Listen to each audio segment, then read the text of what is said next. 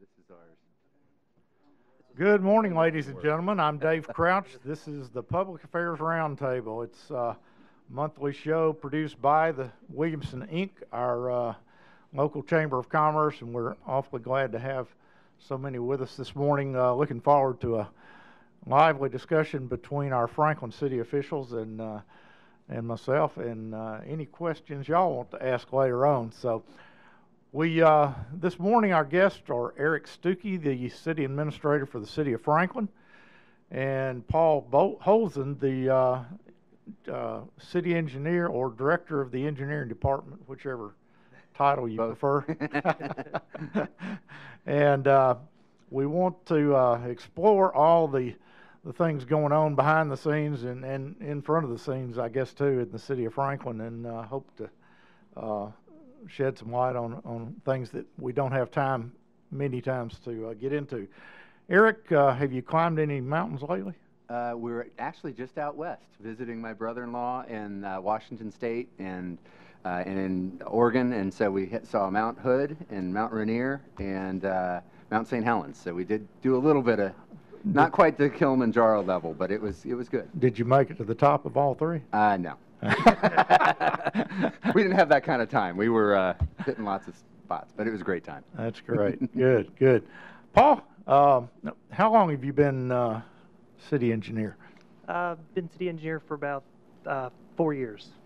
Tell us a little bit about your background. We've explored that with Eric before. I probably should do it again, but I started off as a consultant doing private development, a lot of big box retail, and I was really traveling all over the nation doing projects everywhere except for in my hometown. And so I really wanted to get more involved in local government and the community, and that's when I started targeting local government and had a lot of family in Nashville. And so I've been fortunate enough to end up here in Franklin, Tennessee, and we love it. And where are you from originally? Originally from Pittsburgh, Pennsylvania. Really? Okay. So how long have you been here now? About 8 years. 8 years. Okay, good. And Eric, you've been city administrator for how long? 8.5 years. Be 9 at the end of this year. Okay, so Paul came in right behind you. We came right around the same time. Okay, great.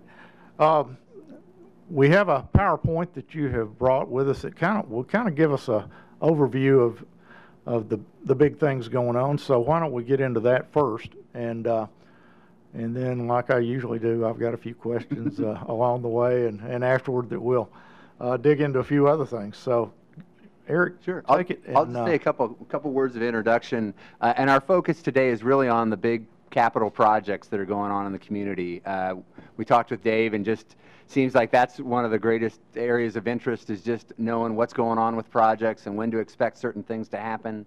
Obviously, as a growing community, that infrastructure piece is so critical, and you know, our board in the last year in particular stepped up with some additional funding, and focus on transportation has been, in the 8.5 years I've been here, focus on transportation and getting projects up and going has been a primary focus. So this really continues that, and we wanted to take you really on sort of a virtual tour of what's going on around projects that are both either underway or soon to be underway, or have been approved, and give you a sense of where we are and what to expect there. So Paul will kind of lead that, and I'll chime in some, and I'm sure Dave may have some questions along the way, and we're glad to field your questions too. So take it away, Paul. Okay. So we'll walk through some of the capital projects that are ongoing in the city, and before we do that, I wanted to just highlight there's a lot of development that happens in Franklin. And so what have we done over the last 5 years? And I'm always impressed when we go back and look at all the projects that we've completed. But over the last 5 years, we've spent around $167 million on capital projects. And so a lot of that is really just trying to keep up with the growth, maintain that quality of life throughout the city. Around $140 million of that was spent on transportation projects. Admittedly, a lot of that is city funding. There's a good portion of that comes from TDOT, the state, and FHWA, or Federal Highways. And then we also work very, very closely with development to try to develop or deliver these projects. When a development happens, sometimes it's difficult for us staff-wise to manage it, and so we rely very heavily on our private investors to help us deliver this infrastructure through some form of a partnership. And so a lot of capital projects that have been completed. This is just a map that really shows all that investment throughout the city. Hey, Paul, let me chime in on that a little bit too. When you go back to that number. That gives you a 5-year horizon, but actually I ran some numbers that is a little broader horizon, go back to 2009 and take us through that window. And the number I have there is almost $300 million of investment across the board in different capital projects. And of that amount, over $211 million was in transportation. So that's a significant amount, almost 70%, I think. So obviously transportation has been a huge part of what we look at when we think about what's going on and the needs of the community. And that also rolls in as this number does for the 5-year window, what's come from state investment as well as local dollars. Now, 140 million or 300 million, either one's a big number. What were the big transportation projects that made that up? Go ahead. I-65 was one of the big projects, mostly funded by TDOT. We did fund a portion of that on Goose Creek Bypass. Mac Hatcher was another large project, but the city funded South Carruthers in its entirety. We funded the majority of McHugh Phase 3, were two of the big projects, and then Hillsborough Road was another major project that was undertaken by the city, and then Lewisburg Pike was done through a partnership with Boyle Development, funded by the city, but really delivered and constructed by the private development.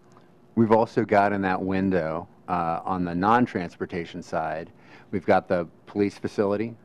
We've also got Fire Station 8, which opened in West Haven about a year ago. Those are key components as well that help us keep moving.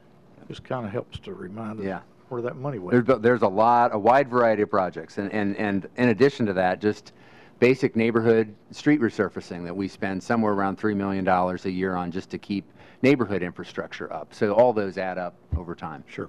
Okay. So I was going to highlight some of those projects, but I think we've hit the major ones, and so it's great to see this kind of progress and this amount of investment in the community, really just to keep up with infrastructure and again to try to maintain that quality of life. And so in 2016, we were tasked with really looking at a new capital plan, and so we looked at a 10-year horizon, really with the goal to make sure that we were funding those really high priority projects that are needed in the short term, but we were also looking 10 years out as to what projects are needed long term for the city just to keep up with development.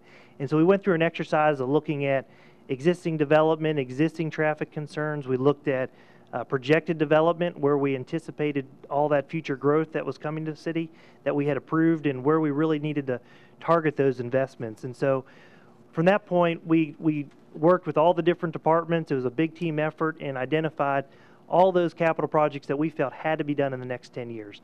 And then everything we do in the city, we try to relate back to the city's strategic plan. And so utilizing that strategic plan, we then ranked the projects at a staff level and rated them as 4-star being the top 25%, and 3-star, 2-star, 1-star projects, and the 1-star being the bottom 25%. And then we went through numerous board meetings where we presented that information to our elected officials and really tried to educate them on all these various needs throughout the community over the next 10 years. And then when we got done with that, we essentially asked our board to select the 5-star projects. And so there's a tremendous effort that went into that to try to identify those really needed capital projects to, again, maintain that quality of life in Franklin.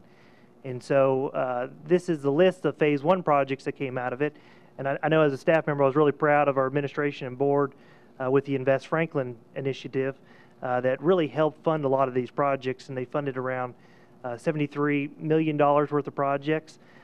East McHugh Phase 4, Southeast Municipal Complex. We did a Sidewalk Gap project, which wasn't dedicated to any sidewalk, but just to go around and fill in gaps throughout the city. And we've actually completed a significant number of those already today. We also have Fire Station number 7, Franklin Road improvements, Goose Creek Interchange lighting, a major street resurfacing to really, add additional revenue to be able to resurface and just basic maintenance of our roadways, which is extremely important. A public safety communication system, which is a county-wide system, and a design at Mallory Lane, Royal Oaks, and Liberty Pike, that one's only funded for design and right-of-way. The others are all funded for 100% construction. And we'll walk through each one of those here in a second. So on this in particular, that Invest Franklin was a major initiative in last year's budget, and it essentially provided for a dedicated component of property tax to deal with especially the demands that the community was facing related to growth and infrastructure. It's basically a dime on your property tax, and we took 7 cents of that to go towards infrastructure and transportation needs, and then 3 cents to help us with just operating costs as we have grown, and we hadn't touched any dedicated additional funding to operating since about 1987. So we needed to address that, but we also needed to, the primary amount, 70% of that funding was in the transportation and infrastructure end. We estimated initially that that would give us, depending on how we structured the funding of projects, $80 to $100 million worth of capacity on the local end. We never pretended that that would be the full answer, but that was something we felt we could do on the local level to start to address more significantly the needs of the community. This first phase was where we prioritized. We went through a very deliberate process with the board. We actually asked them to rate projects. If they had $30 million to spend, what would they spend it on? If they had $100 million to spend, what would they spend it on? And we used that as sort of a way to do it, as opposed to just doing like 1 through 10. We said, well, the money, the cost of a project matters too, along with its priority, because we only have so many resources to get it done. And so we use that technique. This $74 million component in phase 1 relies on about 60% debt funding in terms of these elements. The remainder come from other specific identified funds, such as road impact fees or hotel motel tax dollars, or other components that we have set aside cash on hand that we want to identify and use. So we are using some debt, which makes sense with long-term projects that will last for 30, 40, 50 years. But we also did balance that with using available cash resources too, so that we sort of had a good balance with that overall. So. Okay, well, we'll walk through each one of those projects just to highlight the importance of it and the scope of work associated with that project. The first project is East McHugh Drive. Phase 4 is what we call it, but really it's from Cool Springs Boulevard to Wilson Pike. What we're looking at doing is doing some upgrades to the roundabout and then widening East McHugh Drive from 2-lane roadway to 4-lane roadway. There's been a lot of concern with safety on that roadway, and so this project will absolutely address the safety issues associated with it. It's interesting, when we first started this project, the average daily traffic volumes on that roadway were around 2,000 to 3,000 vehicles per day. We actually debated back in the day, 10 years ago, just to close the roadway.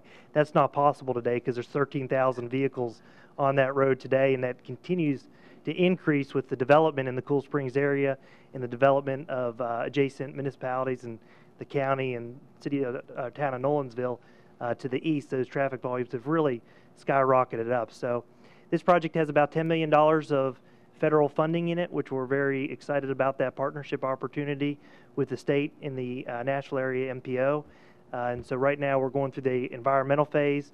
We hope to be complete within 8 months of that and to really jump into right-of-way negotiations, which generally take about a year. And then once we get that approved by TDOT, we can go to construction, and it's about a 2-year construction project, and $27.4 million is the estimate at this point. So a lot of big walls, a lot of grading, and a lot of hillsides that we're going to be working around, but a very exciting project to be part of. Is that going to be a 4-lane divided, or what's the anticipated? It'll be 4-lane, median divided, very similar to what you see the other sections of McHugh. Obviously, that's the single largest project in that group, that phase 1 group. Over a third of that funding is going to this project overall in terms of the element there. We are pursuing it as aggressive as we can. The downside of the $10 million of federal money is we have more hoops to go through. We're trying to expedite that as best we can. There's an environmental piece that we're doing right now.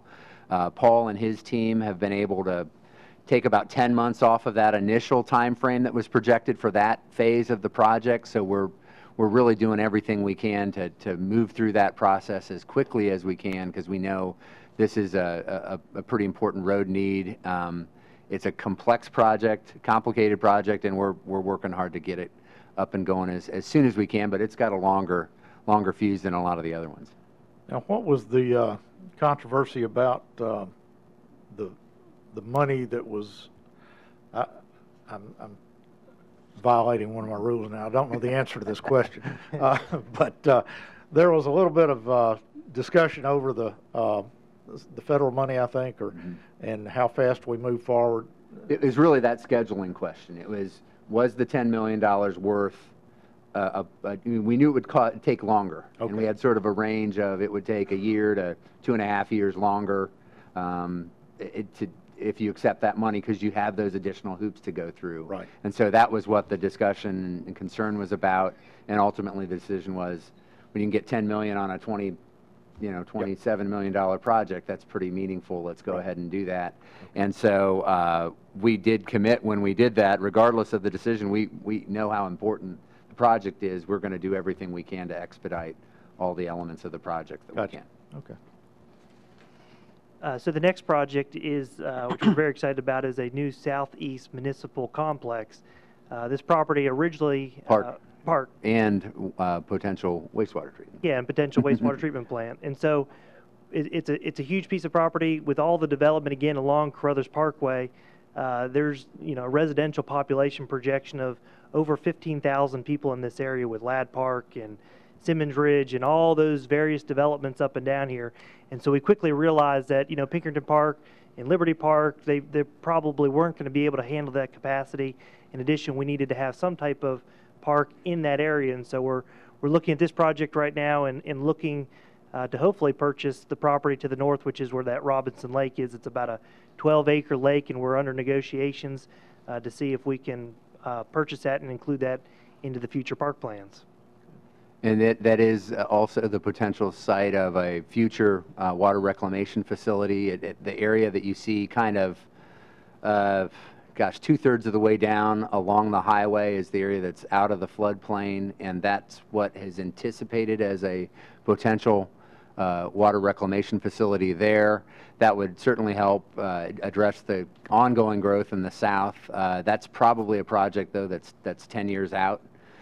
We are in the midst of working on the expansion of the and upgrade of the existing wastewater treatment plant. So that was what that land was originally purchased for, was that treatment plant. And as we've looked at it over the years, we said, look, we can do that, but we can also do a great park. It's 180 acres just on the existing land we own. We certainly don't need all that for the plant. We actually need a fairly small portion of that for the plant. The rest of it can be the play fields and other things that were identified in the park's master plan as a real need. So that's where we would focus it. Things like what we call kind of the rectangular play fields, the things that would help accommodate football, lacrosse, rugby, all of which are really growing in terms of demand in the community. Those are great opportunities down there, as well as just other amenities that will help the growing neighborhoods in the south and southeast. The next project is looking at Fire Station number 7. Estimated cost is about $4.3 million. And this is another great opportunity or partnership that we had with Williamson County. We knew the Ag Center needed sanitary sewer. We needed a site that had good access for a fire station, really to serve this area of the city. Right now we have a temporary fire station out there. And so we worked with them in agreement to bring them sanitary sewer in exchange for some property up along Paytonsville Road for a fire station. We're actually looking at how we can even potentially share that property with the county for some of their emergency services as well. Yeah, we're looking at the opportunity to co-locate emergency medical services out of that same site. So we've been doing a lot of planning with the county on that. This station would essentially be the same station that you see at West Haven today, would be at this location, and we would add an additional bay to the north and some other living quarters that would help accommodate EMS. That is very beneficial, not only the city but the county, to have those on that side of the highway. When we had the tanker truck tragedy, 3 years ago, I think it was, that was one of the great lessons. We didn't have Fire Station 7 up at that point. Losing access across the highway pointed out that need to us. Working with the county and our partners, we very quickly put a temporary station at the Ag Center to help us provide services. And we at that point realized, hey, look, we're better served to have a fire station on the east side of the interstate at this location as opposed to where we had originally planned it, which was in the Berry Farms development on the west side. We actually had a parcel that had been identified by the developer for the fire station, and we decided to revisit that. So we worked with them to sell that parcel and take those proceeds, and then worked with the county to get this parcel identified, sort of work that out in exchange for extending the sewer service to the ag center and other areas in this location to make that a viable fire station location. We do have a temporary station there today that operates. They're kind of in a double wide, and they've got a garage there that houses the apparatus, and that does provide us with much better coverage, and it's actually part of how we achieve the ISO 1 rating, is the better distribution of the equipment and the services across the community. So that's a key project, and that's one that you'll see bidding on that, I would think, by the end of the year. So the next project to highlight is Franklin Road improvements. It's about a $14.3 million, another exciting project, gateway into our community. It's largely an infrastructure project. It'll be essentially a 3-lane roadway. We'll put up decorative street lighting. It needs street lighting. We're going to underground the overhead electric, but we're replacing all the water. We're replacing all the sewer. We're going to work with the utility companies to replace the gas and all their infrastructure as needed to deliver the project. And as we continue to have bigger and bigger events at Harlans Dale Farms, it just makes sense and really highlights the need to have pedestrian connectivity from the park into downtown Franklin and vice versa. And so we're also working with the U.S. Army Corps of Engineers, and we partnered with them, the City of Brentwood, Williamson County, and Metro Nashville to do a larger study on the Harpeth River to look for opportunities to implement flood reduction. One of the projects, or the only major project identified, was that we could install a box culvert on Franklin Road and essentially take around 32 houses out of that 100-year floodplain. So it was a great opportunity. We were excited that they identified that, and so we're now in the process of incorporating that box bridge into the design. And as soon as we get that done, we're looking to try to acquire right away. It's around 30 properties, so it'll take about a year to acquire property and then another year for construction. And so again, this is fully funded, and we are pushing full steam ahead to get this project moving. Yeah, we're excited to not ever see another mom pushing a stroller on Franklin Road to go to Main Street Festival, honestly. So that's a big part of why that pedestrian connectivity is important. It'll help all of that work better. This is actually a case where we have gone away from the federal funding. We had about a $750,000 net benefit of some Army Corps funding, but we looked at it and saw that it would cost us 2 years of time on project completion. And when you're looking at a $14 million project, when the vast majority is local funding anyway, we just, working with the board, just decided delivering this project was more important than getting a little bit of federal help. So Good, good. The next project to highlight is the Goose Creek Interchange lighting project, and we're working with TDOT. It's around $870,000. It's a split 50-50 in funding of the city and the state. With Berry Farms developing out there, you have around 4 million square feet of future office, retail developing, in addition to all the different residential subdivisions out there. And so we felt adamant that putting lighting out there for the interchange would significantly improve safety long term, and we were able to secure 50% funding from the state. And so that's another exciting partnership to move forward with this project. Can I change the subject a second? Sure. Any talk about lighting Mac Hatcher? As of now, we've focused our lighting on the intersections. Yeah. We have not decided to light the entire stretch of it, and we would typically continue to watch, accident counts, or if we were to receive complaints or issues, we would look to address it at that point. But there's not a plan at this point to light the remainder. Just a question. Yep. Good question.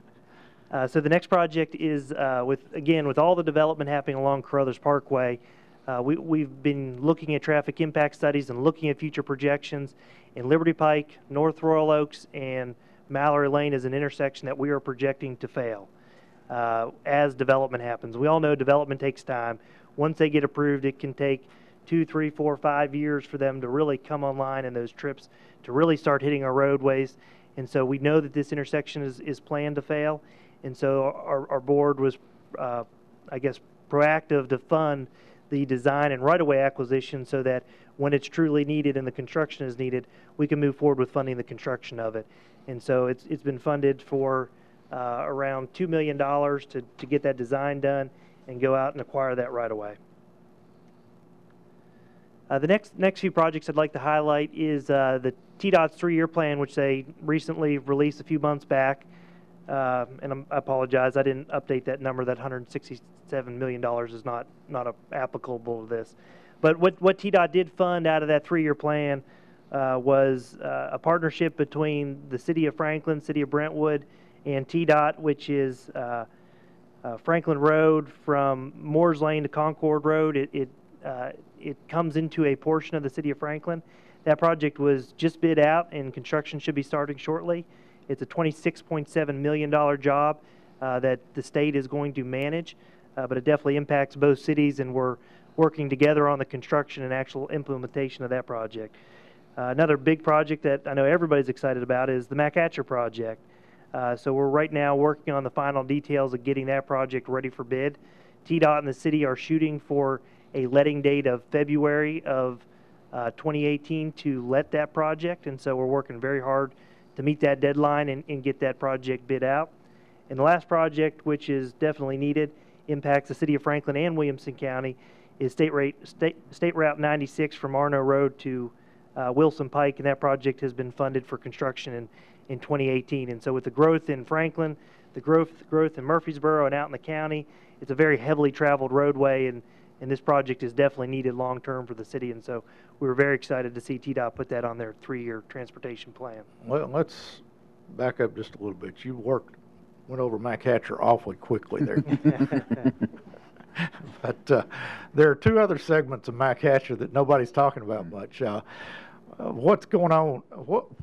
What is the realistic expectation of 4-laning the southeast segment of it between Highway 96 and across Lewisburg Pike and over to Columbia?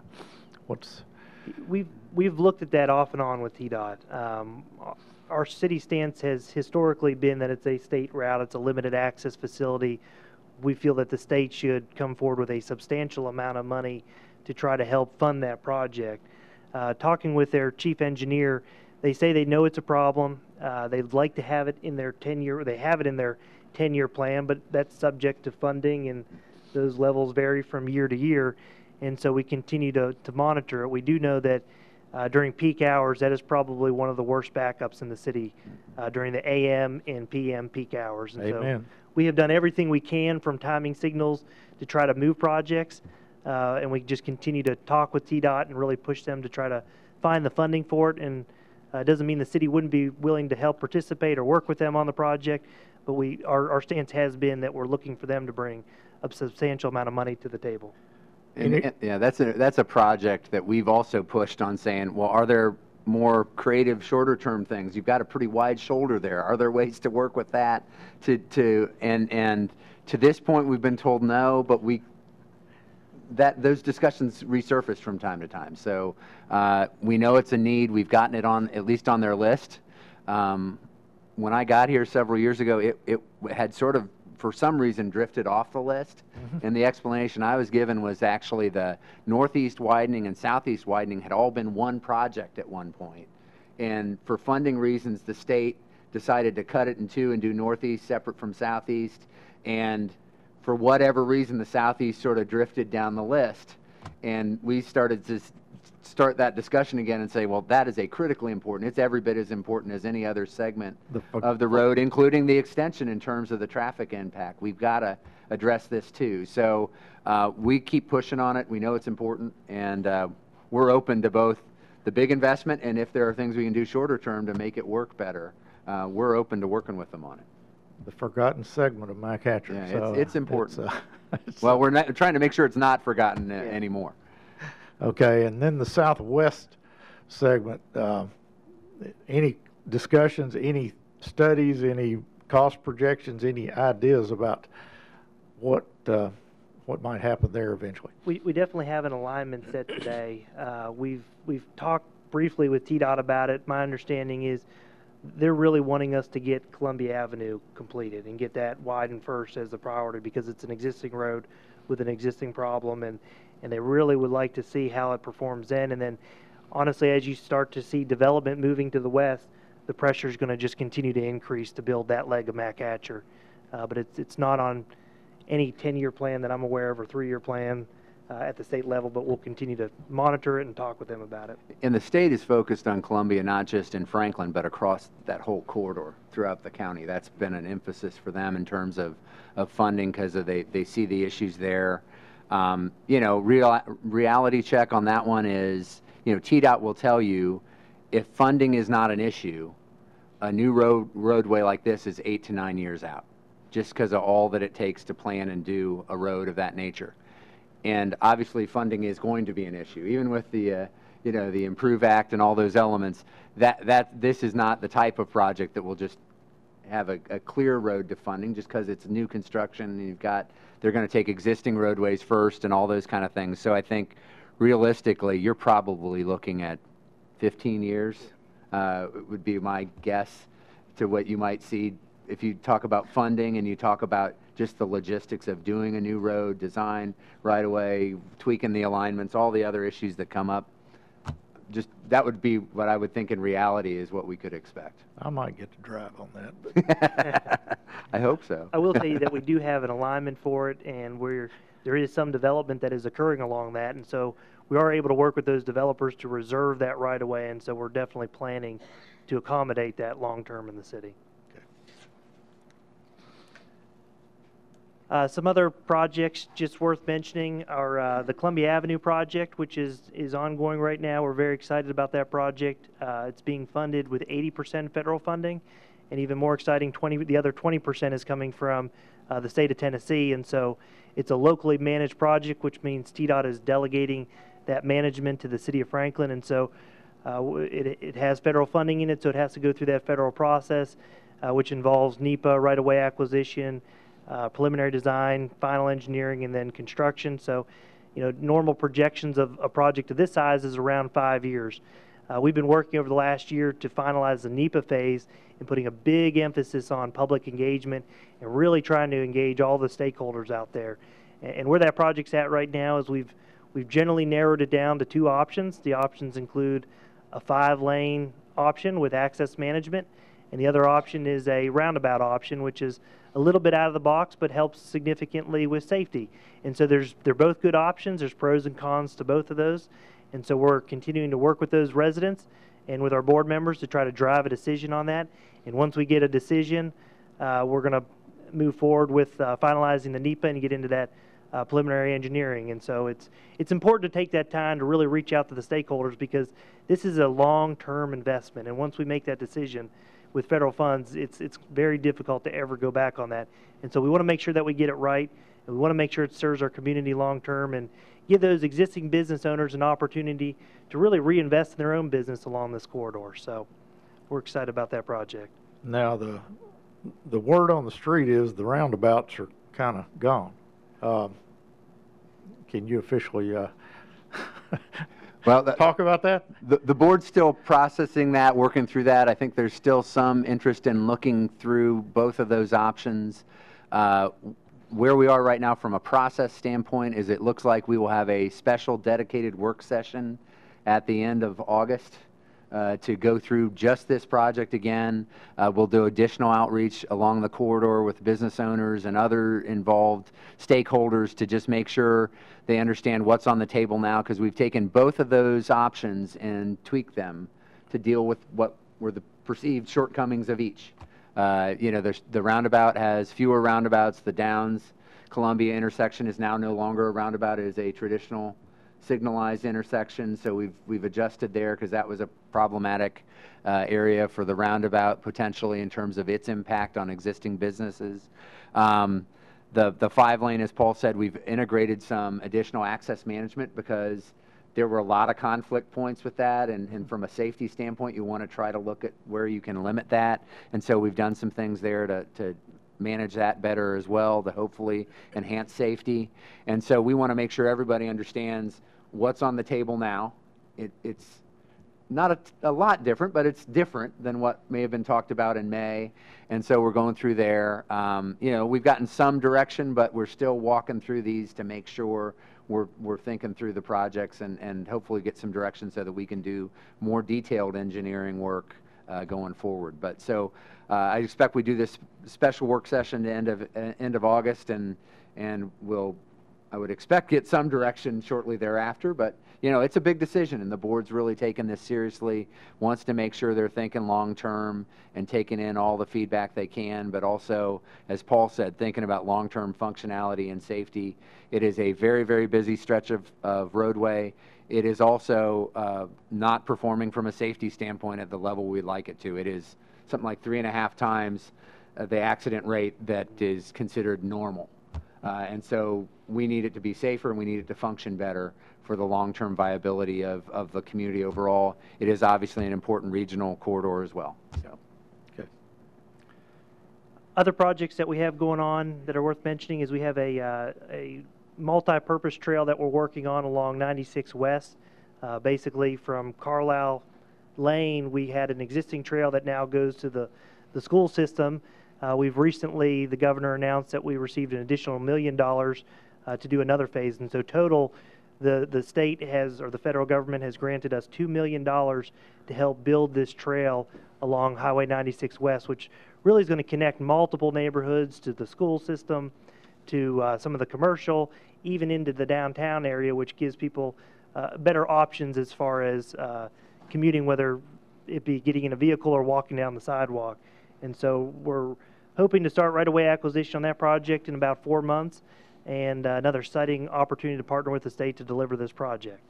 One of the great things with that one too, we talked just last night about an ongoing project we're working on with Franklin Special School District to look at and partner with them about the green space and play fields and recreational facilities they have around schools, and how we make them better, both to serve the schools but also to really serve as neighborhood and community parks.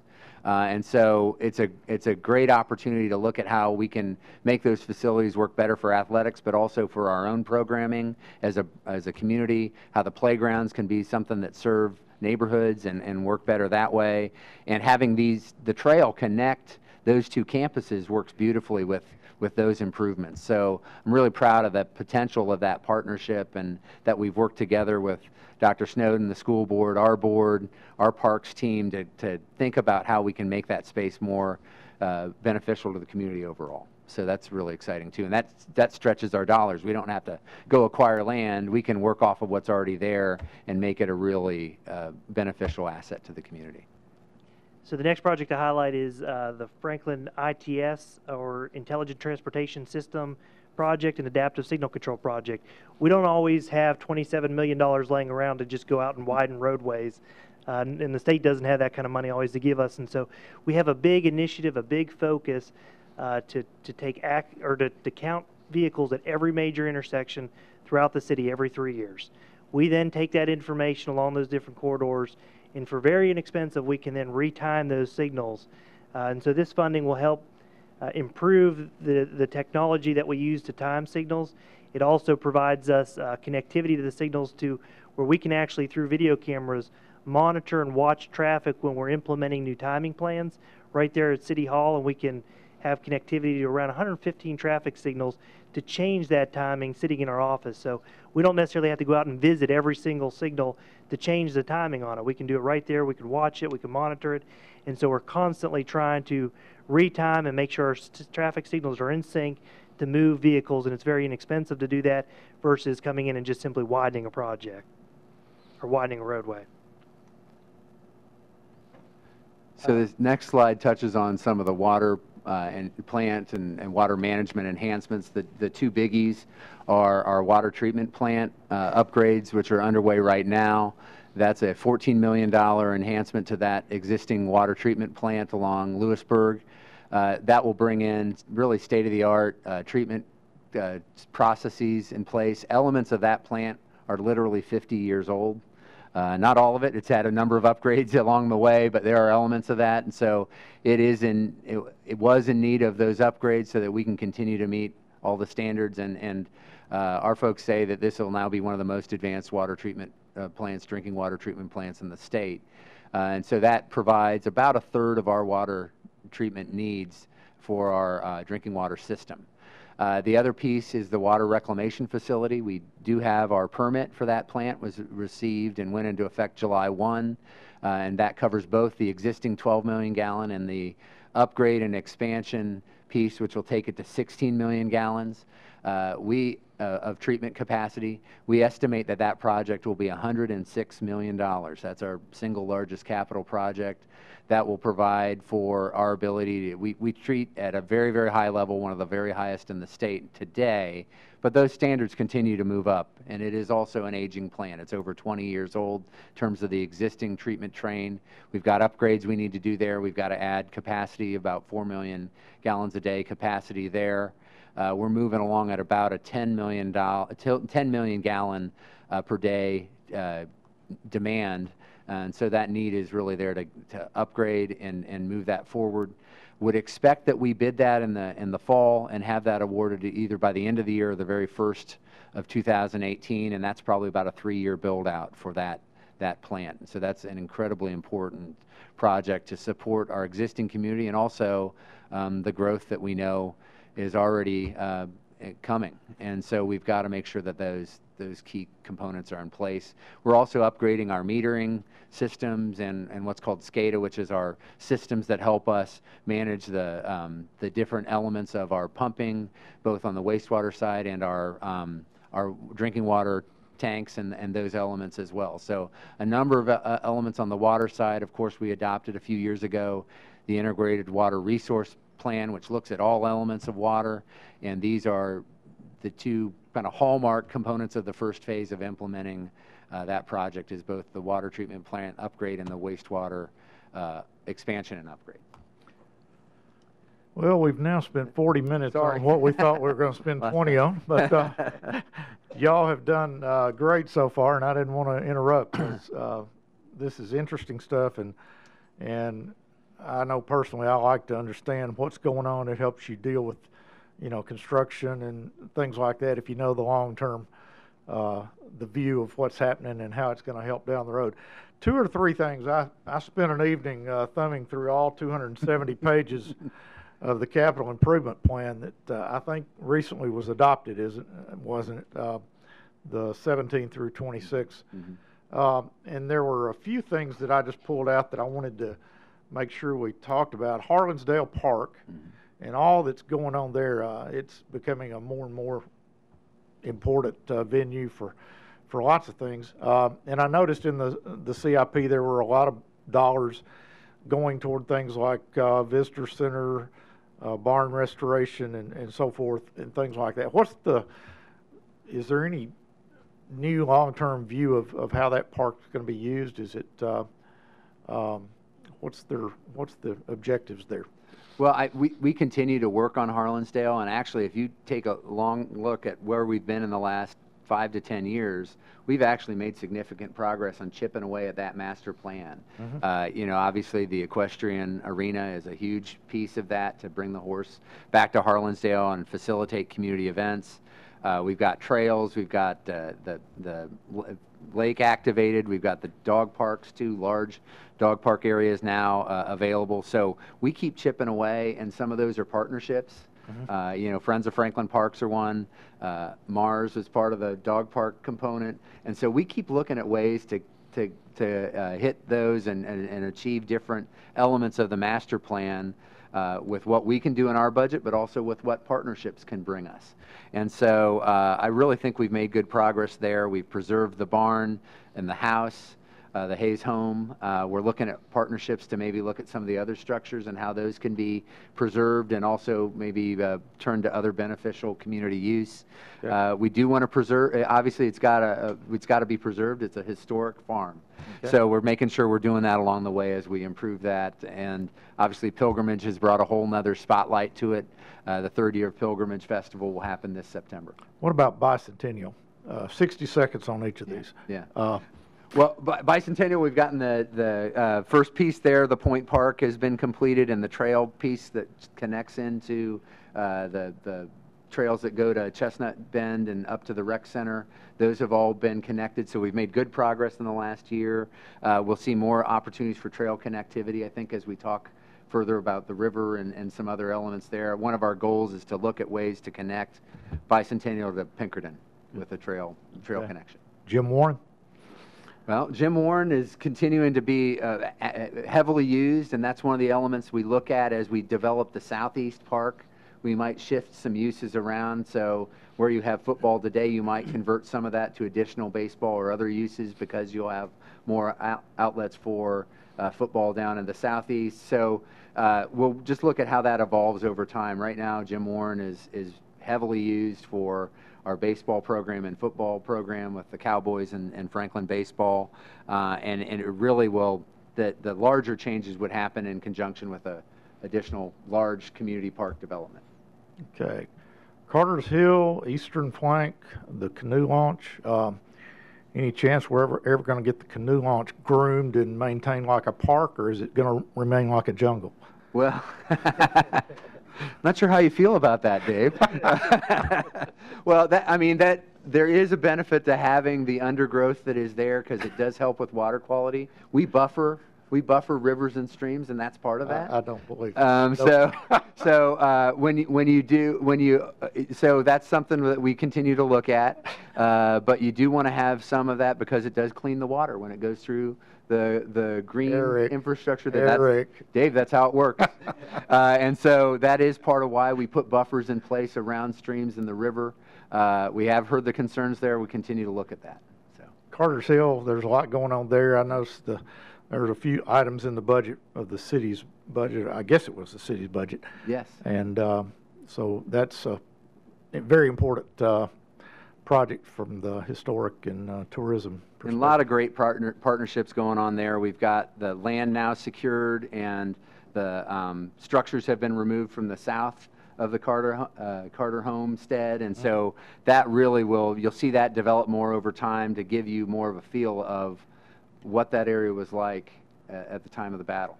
And so we've secured that 20+ acres. There's I think the visitor center's in the pipeline from the state funding standpoint to have that be upgraded. So you have state investment, you have city investment, you have all the private donations and work that went in to secure and protect that land. And so we're really going to see that take shape over the next couple years in terms of making it, we have the signage grant that you'll see signage go up and help provide more interpretation of the space and the events, the historic events that happen there, and help us better commemorate and understand the importance of the Battle of Franklin. One other 60-second question. City Hall, new City Hall. What's the status or prospects of that? Well, it was fairly highly rated in the board's priority standpoint. We don't have it approved for funding at this point. I think it'll be something we'll continue to look at. One of the things I think we need to think about is how you look at that not just as providing City Hall, but you've got 4 acres of pretty important downtown real estate. So how do you look at that as a way to provide City Hall, but maybe also provide some good redevelopment in downtown? That City Hall is inefficient in a number of ways. It's an old facility that has some challenges, but it's also a sprawling, single-story, 80,000 square foot facility. If we went more vertical, we could open some of that up for development, and that might help us fund the way for City Hall or help fund some of that. And so we need to look at some creative solutions there. We know there's a lot of infrastructure demands in the community, so we're trying to balance what we need there with meeting those other needs too. So it's not approved yet, but it's something we're continuing to look at what some options might be to get there. Great. We didn't save time for questions. We might actually have time for one because I promised Lynn Maddox that we would talk about the eclipse. So, Mindy, you're the one and only questioner today, so make it a good one. I'm Mindy Tate with Franklin Tomorrow. You talked about the Highway 96 West multi-use trail. There is in the Invest Franklin $1.7 million for sidewalk gaps. Yeah. Could you update us on sidewalk gaps and the status of the Highway 96 East sidewalk from McHugh to Pinkerton Park? Sure. Well, let me talk about Sidewalk Gaps and I'll let Paul talk about the 96 East project that's about to get underway. The Sidewalk Gap piece, it's actually 1.25 million, and it's about roughly $250,000 a year for 5 years.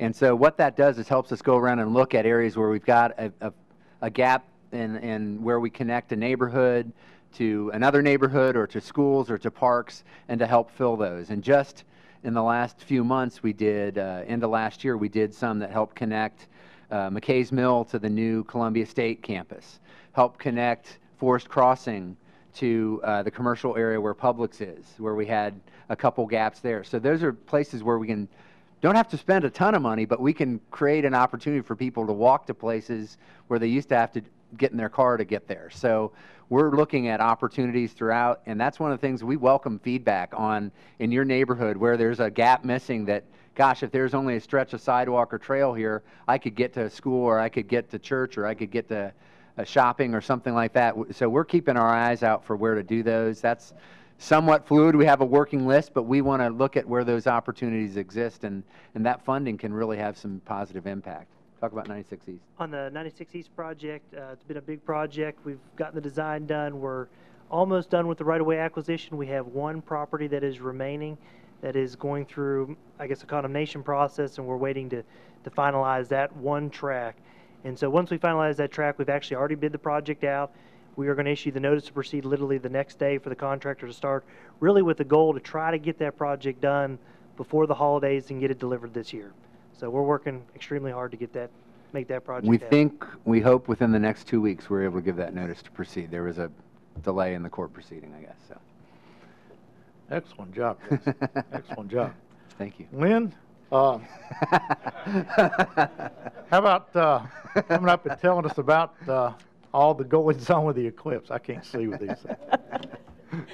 Nashville and Middle Tennessee and Williamson County, the All-American Total Solar Eclipse is coming right through. It's going coast to coast, August 21st, and Vanderbilt University just wants to help everybody to be safe, and the key is those solar eclipse glasses that you have right there. Williamson County, part of it is in totality and part of it is in the partial eclipse. So to be in totality, you have to go north of Concord Road. Where we are right now, you'll get about 93% of the total eclipse. It won't be totally dark, but if you go north of Concord Road, you can be in totality and be totally dark. If you're in the partial, you have to wear your solar eclipse glasses the whole time. If you are on the other side of Concord Road, it'll be dark for about 2 minutes, and that's when you take your glasses off. When the moon totally covers the sun, that's when you can take them off. This has not happened going coast to coast in 99 years. This is very rare. One of the things that we need to watch out for is there are about 1 million people who are going to be moving around on Monday, August 21st. So if you're going somewhere, you need to get there early and plan to stay there for a while. It'll start to get dark just a little bit before noon. About 1:25, 1:27, depending on where you are, is when it'll be totally dark. And then for the next hour and a half, it'll start to get lighter. Mayor Anderson and Chief of Staff Diane Geddens, I'd like to present you all with some Vanderbilt University safe solar glasses. That's a great segue to having the mother and father of the fair come up and give us a little bit of update on the fair goings on too. Lynn Maddox is one of our partners here with the Chamber and making this program happen. Vanderbilt University and Lynn and Christine Bradley are fantastic partners to help us make this show happen. And Lynn, we appreciate the insight into how to see the eclipse, and appreciate you bringing that today. Mr. Mayor, you want to come up and come on, Diane, give us an update on the fair. What's the latest and greatest? What's new this year, and when does it start? always starts the first Friday in August. That's what you all have to remember is 9 Days of Fun starts the first Friday in August. You should remember that, Dave. You got the bumper sticker. So it's August 4th through 12th, and our theme this year is Country Pride Countywide, and we are focusing on Americana and rural country farmland, and so we encourage everybody to come out. We've got lots of STEM projects, hands-on interaction things for little ones to do and learn more about. We try to be educational and most of the things that we do entertaining and educational. So just encourage everybody to come out. We've got posters and brochures available. All of the information is available on our outstanding website. I want to give a kudos to our administrative coordinator, Terry, for the great job she does with that. So it's williamsoncountyfair.org. Fair safety, big item in the news this week because of the accident at the Ohio State Fair. Tell us a little bit about Jimmy Drew and the inspection process that the rides go through at Williamson County before they're open. Certainly. When the in the initial stages of planning the fair, of course, you can't have a fair without a midway. So we met with a number of different midway operators, and time and time again, Drew Exposition came out on top for their safety record, their long-standing history of being in the fair ride business. So we ultimately contracted with Jimmy Drew of Drew Exposition.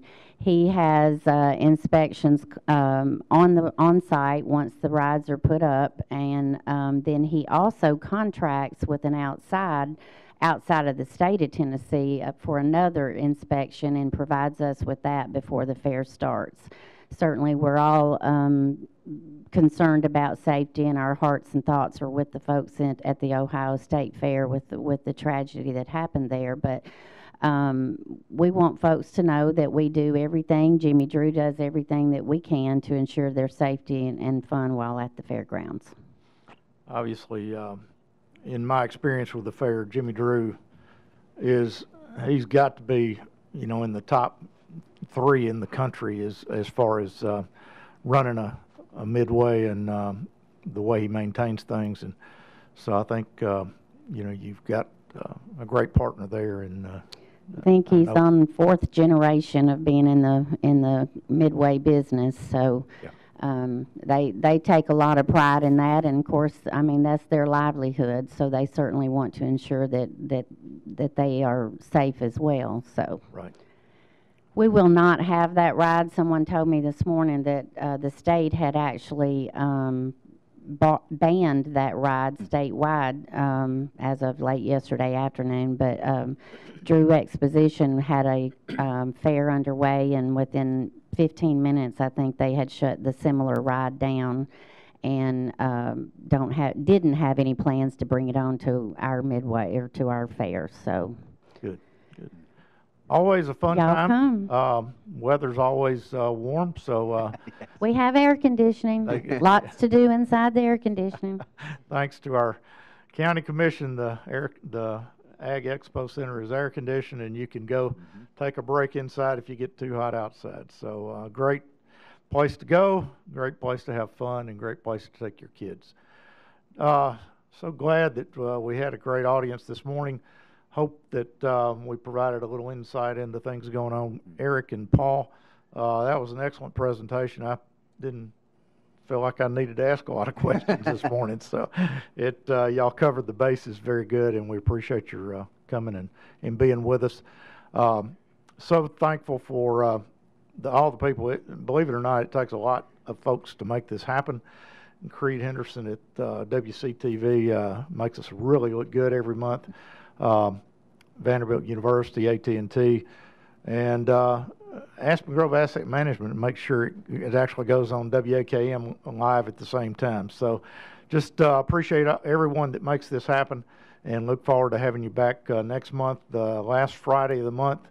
And the guest is the mystery guest will be announced here shortly, but we'll make sure you know about that soon. Thank you very much. Hope you'll be back next month. Thanks, Dave. We have part 2 of our PowerPoint.